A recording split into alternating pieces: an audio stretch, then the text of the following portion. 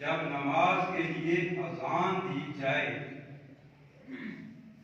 میں یوم جمعہ والے دن جب اے ایمان والو جب جمعہ کے دن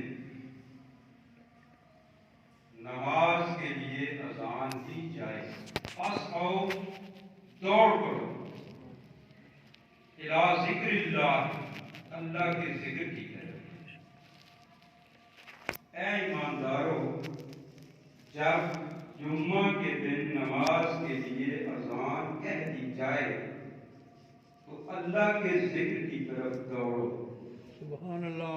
وذروا البیع اور تجارت کو چھوڑ دو، جو دنیا کے کام کر رہے ہو، جو دنیا کی تجارت کر رہے ہو اس کو چھوڑ دو۔ ذالکم خیر لکم ان کنتم تعلمون۔ ذالکم خیر لکم، اس میں تمہارے لیے خیر ہے، اس میں تمہارے لیے خیر ہے، بہتری۔ ان کنتم تعلمون، اگر تم علم والے ہو، اگر تم جانتے ہو، اگر تم علم والے ہو، اگر تم عقل والے ہو تو اس میں تمہارے لیے بہتری۔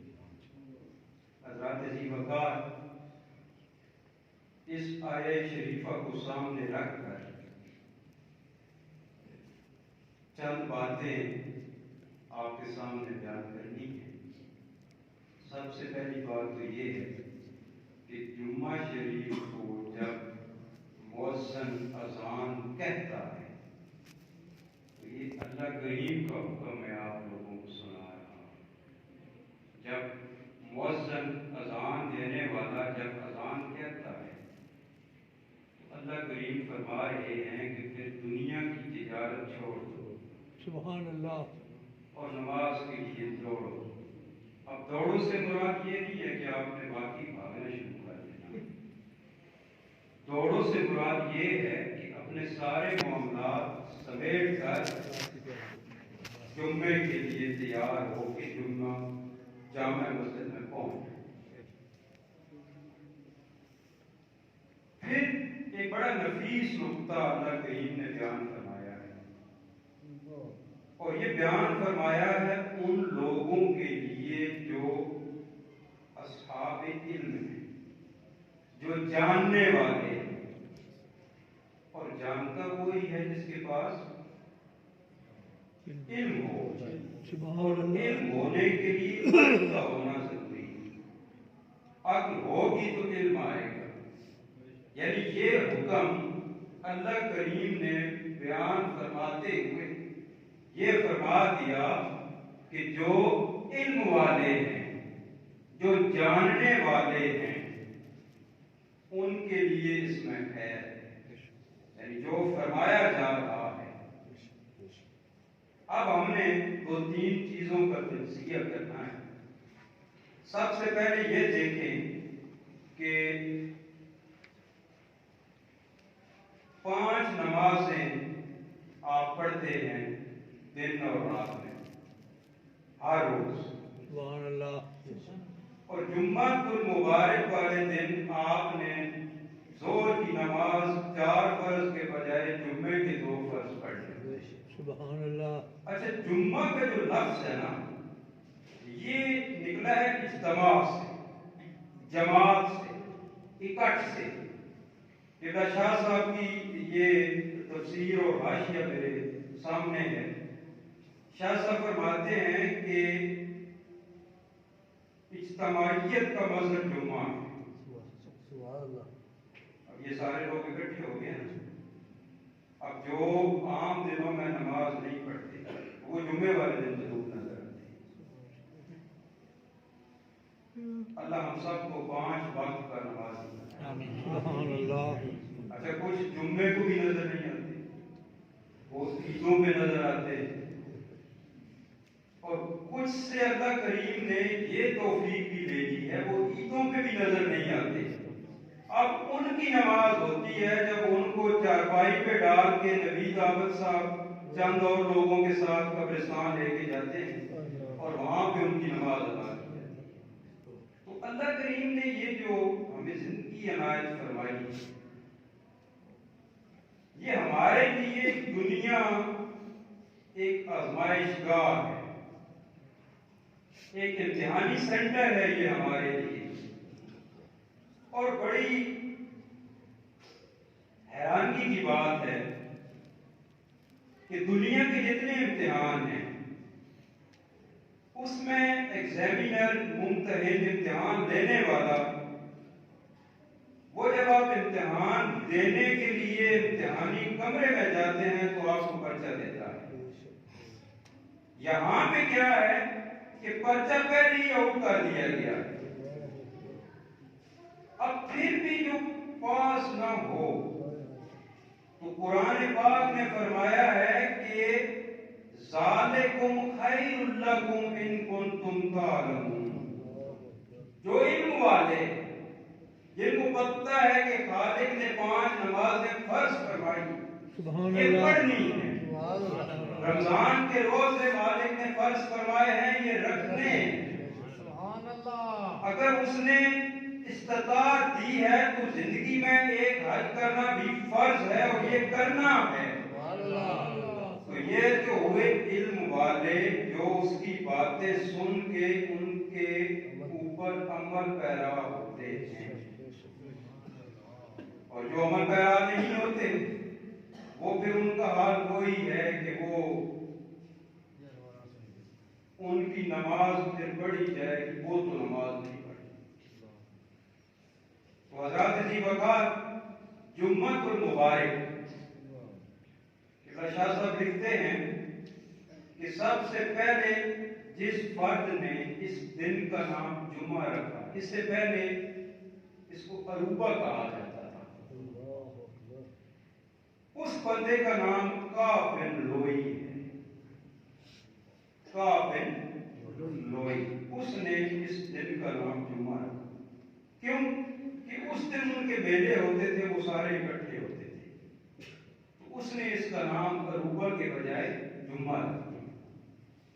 اب ہمارے لیے کیا ہے کہ جب میرے اور آپ کے آقا و مولا سید الفخر رسول سیدنا محمد مصطفیٰ احمد مصطفیٰ صلی اللہ علیہ وآلہ وسلم جب مکہ شریف سے آپ ہجرت کر کے مدینہ شریف تشریف لے گئے،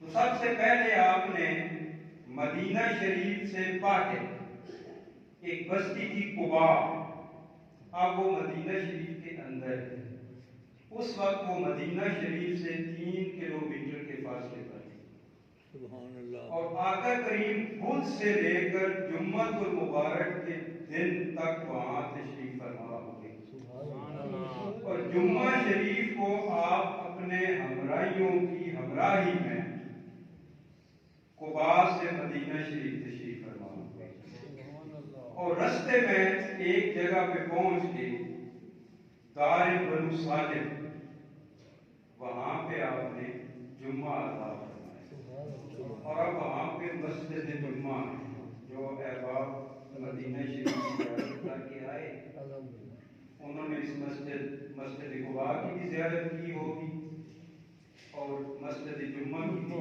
زیارت کی ہوگی، اور اگر آپ کے مقدر اچھے تھے، آپ کو کوئی گائیڈ اچھا مل گیا تھا، تو آپ نے اس در اقدس کی بھی حاضری دی ہوگی جہاں میرے اور آپ کے مولا حضرت محمد مصطفیٰ صلی اللہ علیہ وسلم جلوہ افروز ہوئے۔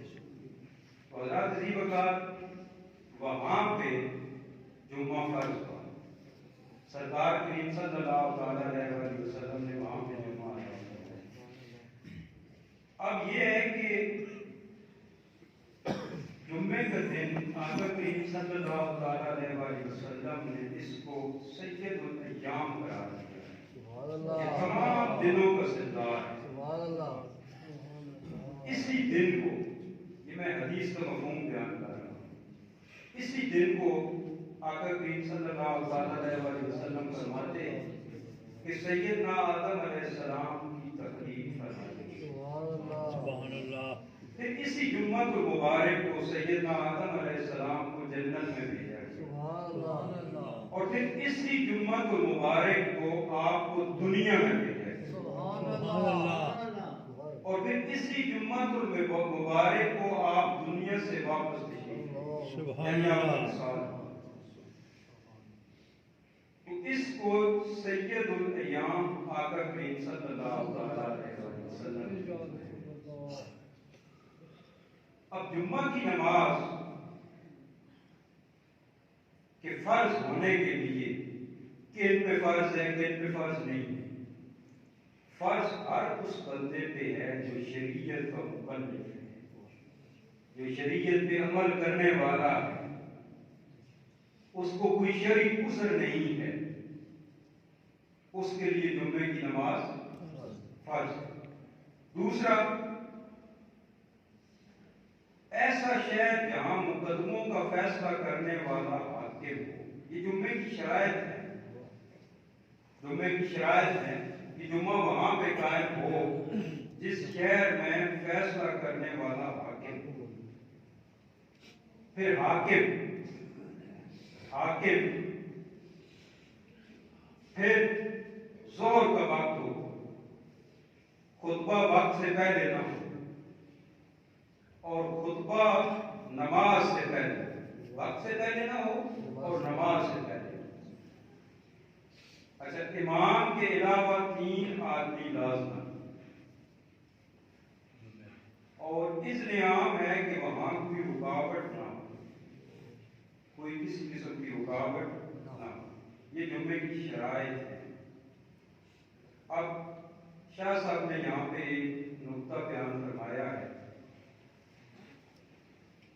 کہ آج کل ایک محلے میں کئی جمعے پڑھے جاتے ہیں، یہ فلسفہ اجتماعیت کے خلاف ہے، یہ عوام کی بات نہیں ہے۔ فرما رہے ہیں کہ علماء اس پہ غور کریں۔ مقصد یہ ہے کہ جمعے کو عید قرار دیا گیا ہے، جمعے کو عید قرار دیا گیا ہے۔ میں آپ کے سامنے آقا کریم صلی اللہ علیہ وسلم کی ایک حدیث مبارکہ کا مفہوم پیش کرتا ہوں، اور یہ حدیث اس کے راوی ہیں سیدنا صدیق اکبر رضی اللہ تعالیٰ۔ وہ فرماتے ہیں کہ جمعے کا دن ایمان والوں کے لیے عید کا دن ہے۔ اب جس شخص نے جمعہ کے دن غسل کیا، اس کا یہ غسل گناہوں کا کفارہ بن جائے گا۔ سبحان اللہ، یہ غسل گناہوں کا کفارہ بن جائے گا۔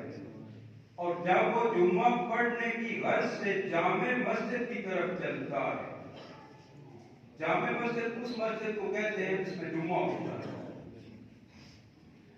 وہ جب مسجد کی طرف چلتا ہے تو اللہ تعالیٰ اسے ہر قدم کے بدلے 20 سال کی عبادت کا ثواب عطا کرتا ہے۔ سبحان اللہ، ہر قدم کے بدلے۔ آپ ایسے مسجد آئیں گے، کسی نئے کام کے لیے جائیں گے، 1 قدم کے لیے 10 نیکیاں، ٹھیک ہے جی۔ لیکن جب آپ جمعے کے لیے آئیں گے تو سیدنا صدیق اکبر فرما رہے ہیں، آقا کریم صلی اللہ علیہ وسلم کا فرمان ذیشان، کہ جب کوئی جمعے کے لیے گھر سے غسل کر کے تیار ہو کے نکلتا ہے تو اس کو ہر قدم پہ 20 سال کی عبادت کا ثواب عطا کیا جاتا ہے۔ اچھا، بات یہاں پہ ختم نہیں ہوئی۔ امام الانبیاء کے غلاموں، اپنی قسمت پہ رشک کرو۔ سیدنا صدیق اکبر فرماتے ہیں کہ جب وہ جمعے کی نماز پڑھتا ہے، یہ تو ہے کہ جب مسجد میں آتا ہے نا، اب جب اس جمعے کی نماز اس نے پڑھی تو اسے 200 سال کے عمل کرنے کا ثواب، 200 سال کے عمل کرنے کا ثواب دیا جاتا ہے۔ سبحان اللہ، کتنا رحیم اور کریم ہے ہمارا مہربان رب، اور کتنی شانوں والا ہے ہمارا کریم نبی۔ سبحان اللہ، ہمیں ایسی امت میں اللہ کریم نے پیدا فرمایا کہ قدم قدم پہ ہمارے لیے نیکیاں رکھتی، اچھا ایک اور حدیث مبارکہ دیکھیں، حضرت ابو عمرو یہ اپنے والد اور دادا سے روایت کرتے ہیں کہ نبی کریم صلی اللہ تعالیٰ علیہ وآلہ وسلم نے فرمایا، جبل کاف کی پچھلی طرف ایک سفید زمین ہے، کاف پہاڑ ہے، اور اس کی پچھلی طرف ایک سفید زمین ہے، اتنی سفید جس طرح چاندنی ہوتی ہے، اس انداز سے سفید ہے، اور اس کی وسعت 7 دنیاؤں کے برابر ہے۔ یہ جو ہماری دنیا ہے نا، اگر اس طرح کی 7 دنیا بن جائیں تو اس کی وسعت اتنی ہے، اور اس کا میدان فرشتوں سے بھرا ہوا ہے۔ سبحان اللہ۔ وہ جو سفید وادی ہے نا، اس کا میدان فرشتوں سے بھرا ہوا ہے۔ اچھا کس انداز سے بھرا ہوا ہے؟ یہ سرکار کریم صلی اللہ تعالیٰ علیہ وآلہ وسلم کی حدیث مبارکہ کا ترجمہ سنا رہا ہوں کہ اگر کوئی سوئی بھی گرے نا تو وہ انہی فرشتوں کے اوپر گرے گی، یعنی سوئی بھی ان فرشتوں پہ گرے گی، نیچے زمین پہ نہیں جائے گی۔ سبحان اللہ۔ اور ان فرشتوں کے ہاتھ میں، ہر فرشتے کے ہاتھ میں ایک جھنڈا ہے، اور یہ جھنڈا اس کی لمبائی 40 فرسخ۔ اچھا یہ پرانے دور کا پیمانہ ہوتا تھا، فرسخ، ایک فرسخ جو ہے نا وہ 3 میل، آپ اس کی لمبائی، ایک فرسخ کی لمبائی 3 میل، تو 40 کی کتنی ہوئی؟ 120 کی۔ یعنی انہوں نے جو جھنڈا اٹھایا ہوا ہے وہ 120 میل لمبا ہے، اور جھنڈے کے اوپر کلمہ طیبہ لکھا ہوا ہے، سبحان اللہ، لا الہ الا اللہ محمد رسول اللہ صلی اللہ علیہ وسلم۔ وہ سب فرشتے ہر جمعہ کی رات کو اس کا پہاڑ کے ارد گرد جمع ہوتے ہیں اور اللہ کریم کی بارگاہ میں آوازاری کرتے ہیں، سبحان اللہ، گریہ کرتے ہیں، روتے ہیں۔ کیوں؟ کہ حضرت محمد صلی اللہ تعالیٰ علیہ وآلہ وسلم کی امت کی سلامتی طلب کرتے ہیں، سبحان اللہ، گڑگڑا کے رو کے میری اور آپ کی سلامتی طلب کرتے ہیں۔ اور جب صبح روشن ہو جاتی ہے تو پھر وہ کہتے ہیں کہ یا اللہ تو ہر اس شخص کو بخش دے جو جمعہ کے دن غسل کرے اور نماز جمعہ پڑھنے کے لیے حاضر ہو۔ سبحان اللہ، وہ فرشتے بلند آواز کے ساتھ رونا شروع کر دیتے ہیں۔ سبحان اللہ، اب اللہ کریم ان فرشتوں سے پوچھتا ہے کہ اے میرے فرشتوں اب کیا چاہتے ہو، کیوں رو رہے ہو؟ سبحان اللہ، وہ عرض کرتے ہیں کہ یا اللہ ہم یہ چاہتے ہیں سبحان اللہ، کہ آپ حضرت محمد صلی اللہ تعالیٰ علیہ وآلہ وسلم کی امت کو بخش دو۔ سبحان اللہ، اللہ تعالیٰ کی طرف سے فرمان جاری ہوتا ہے کہ تحقیق میں نے ان کو بخش دیا۔ سبحان اللہ، یہ ان لوگوں کے لیے ہے جو جمعہ پڑھتے ہیں، یہ فرشتوں کی استدعا ان لوگوں کے لیے ہے جو جمعہ پڑھتے ہیں۔ آئیے ایک اور حدیث سن کے اپنے ایمانوں کو تازہ کریں۔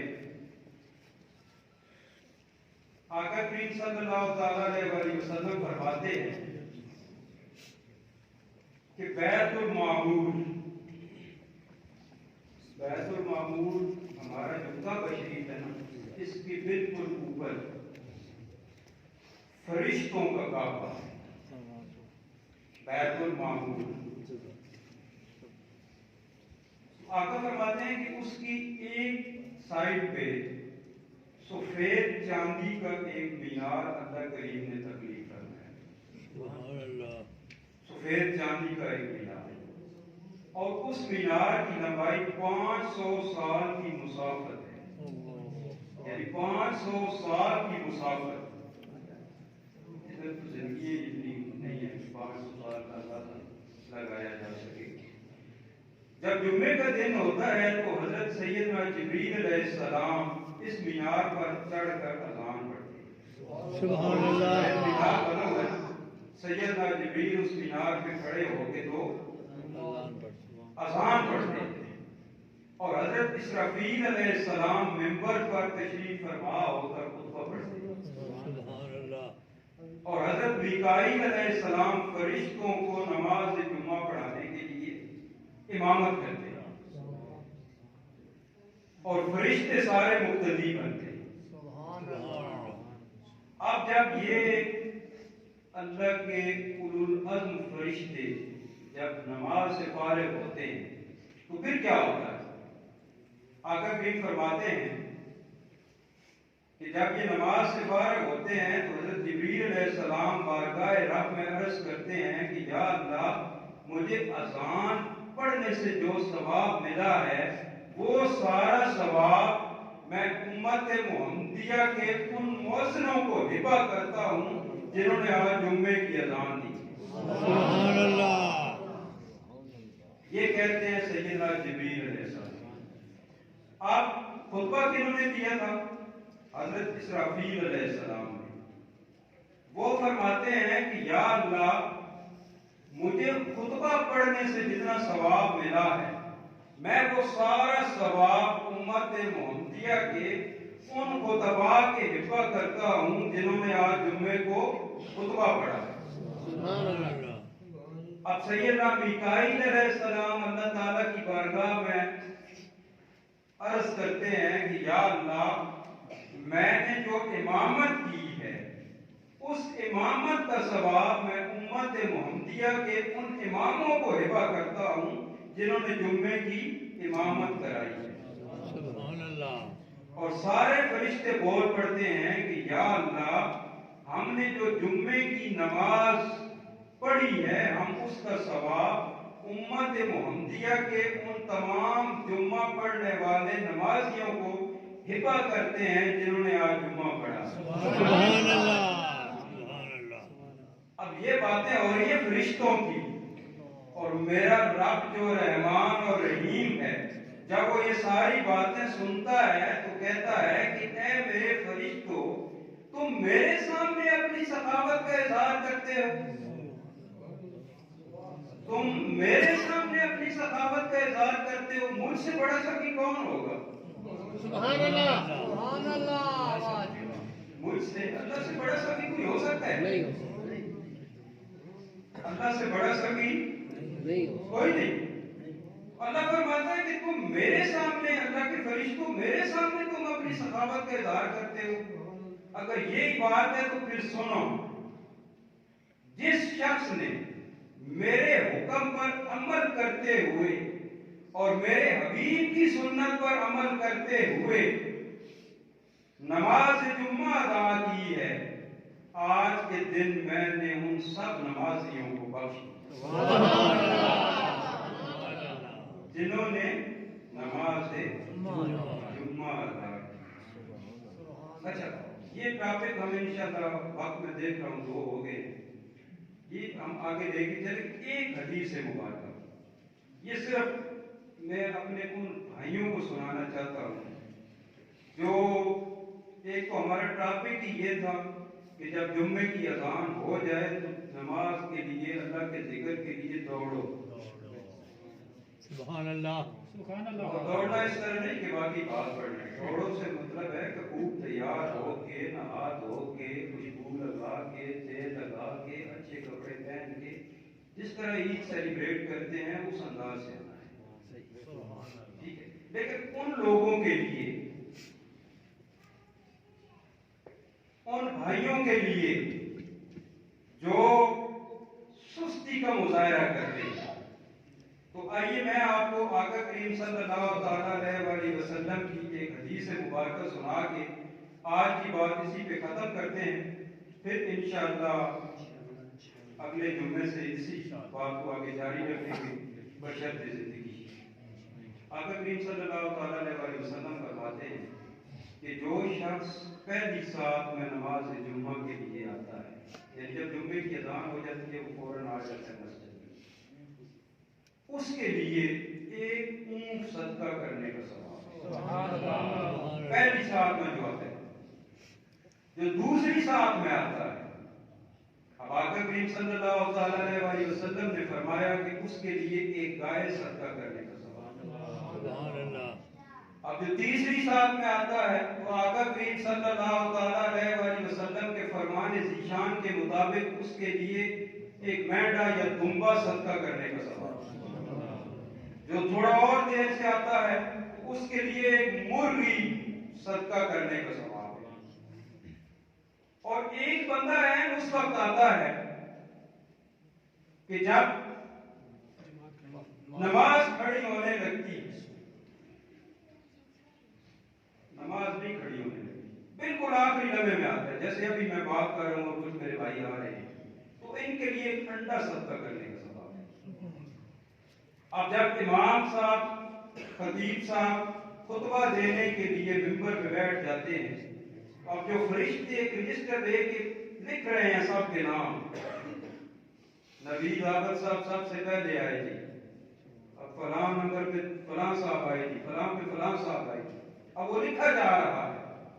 अब जब इमाम साहब आके मिंबर पे बैठ के, अब उन फरिश्तों की ड्यूटी हो गई खत्म, उन्होंने अपने रजिस्टर रख दिए और ये हजूर करीम सल्लल्लाहु अलैहि वसल्लम फरमा रहे हैं कि वो यहाँ इस जगह पे आके सारे इकट्ठे हो जाते हैं, जहाँ पे इमाम खुतबा दे रहा है उसके साथ आके इकट्ठे हो जाते हैं। अब इसके बाद जो आया, जो नमाज के लिए आया, तो उसके लिए फिर ये सदके का कोई सवाब नहीं है, उसको अल्लाह वो नमाज ही का सवाब अता फरमाएगा। तो कोशिश किया करें कि जुम्मे के दिन अपनी दुनियावी मसरूफियात को छोड़ के, मैंने जो आज कुरान करीम की तिलावत आयत की है, सूरह जुम्मा की 9वीं आयत, उसमें यही फरमाया गया है कि ऐ ईमान वालों, जब अल्लाह का अजान की जब आवाज़ बुलंद हो जाए तो अपने दुनिया के काम छोड़ दो, तिजारत छोड़ दो और फौरन मस्जिद में चले जाओ। सुभान अल्लाह, सुभान अल्लाह। बेशक घर जाके इस आयत मुबारक का तर्जुमा जिसका भी मर्ज़ है पढ़ लीजिएगा, मतलब उसका यही होगा। तो अल्लाह करीम से दुआ है कि अल्लाह करीम हमें जिस तरह अल्लाह करीम के अहकामात हैं उसके मुताबिक हमें अमल करने की तौफीक अता फरमाए, हमें